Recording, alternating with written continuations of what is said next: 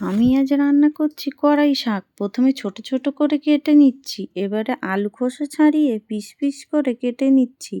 এইটা হচ্ছে শুকো মাছ। এই মাছ তোমরা খেয়েছো কি আমি জানি না, তবে খেতে দারুণ লাগে।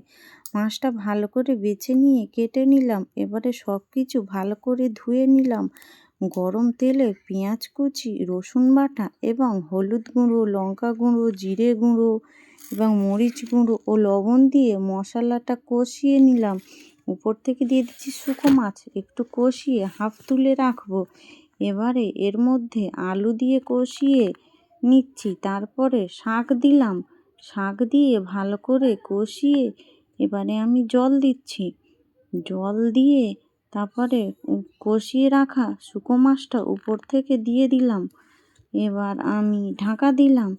কিছুক্ষণ পর ঢাকা খুলে দেখি শুকো মাছ ও কড়াই শাক রান্না একদম রেডি। খেতে দারুণ লাগে। গরম